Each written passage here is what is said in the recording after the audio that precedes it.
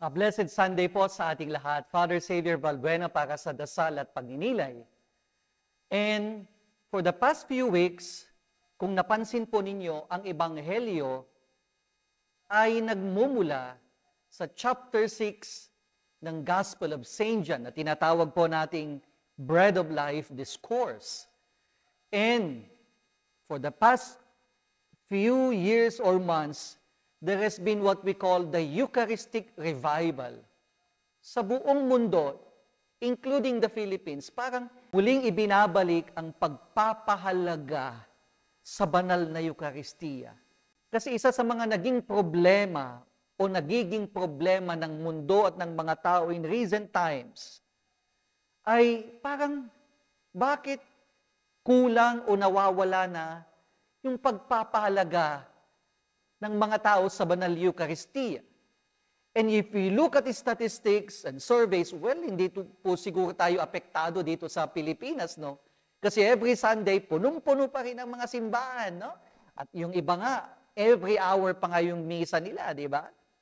Pero you look at the world, sa totoo lang, ang daming mga simbahan yung parang nagsasara na, o bihira na lang yung mga misa nila. Bakit? Unti-unti at nawawala ng mga nagsisimba. Parang yung mga tao, ayaw na, o parang tinatamad ng magsimba. And that is a big problem.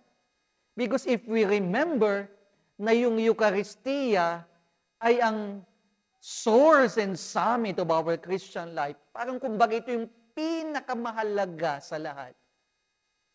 Bakit hindi natin pinahahalagahan ito? Bakit kulang yung pagpapahalaga na ibinibigay natin dito? Well, gaya ng sabi ko, dito sa Pilipinas, hindi po siguro natin napapansin.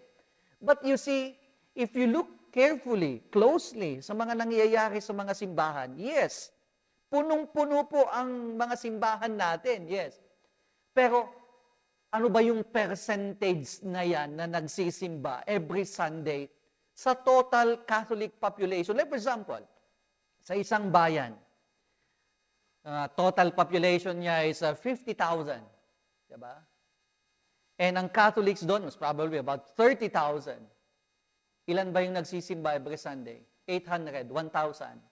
Anong percentage po ng 1,000 yung 30,000? Napakaliit, di ba?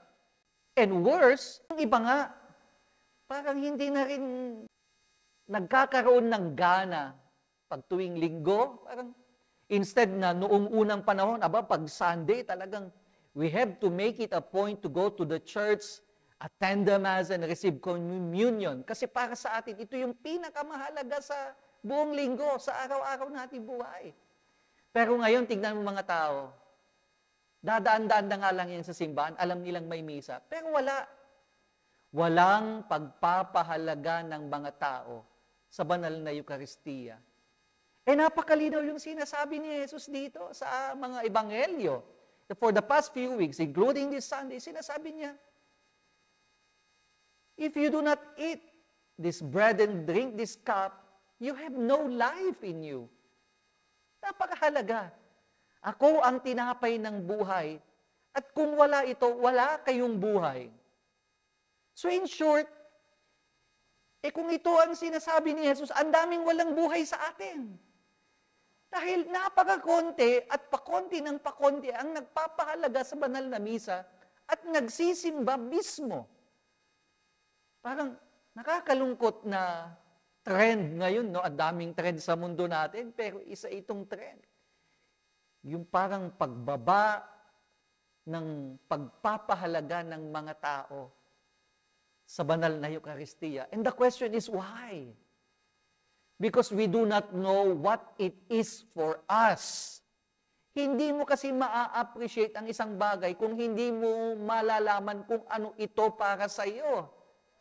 For example, yung pamilya mo, pinahahalagahan mo yan kasi alam mo kung ano ito para sa iyo. Yung trabaho mo, pinahahalagahan mo yan dahil alam mo na ito ang magbibigay sa iyo ng ikabubuhay mo at pamilya mo. Maraming tao hindi na alam kung ano ang Eucharistia sa kanila. That is the reason why They do not appreciate it because they do not know what it is to them.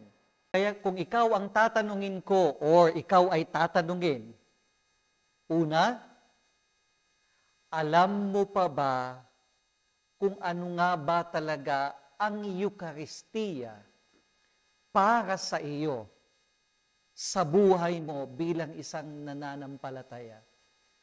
Do you know what the Eucharist is for you as a believer? And secondly, alam mo ba o ibinibigay mo ba ang halaga na nararapat sa Eucharistia? Do you give the value that is due the Holy Eucharist? Muli, a blessed Sunday po sa ating lahat. At sana, araw-araw, if we value people and all things in life, the greatest value should always be given to the Eucharist. Without the Eucharist, sabi nga ni Jesus, wala tayong buhay.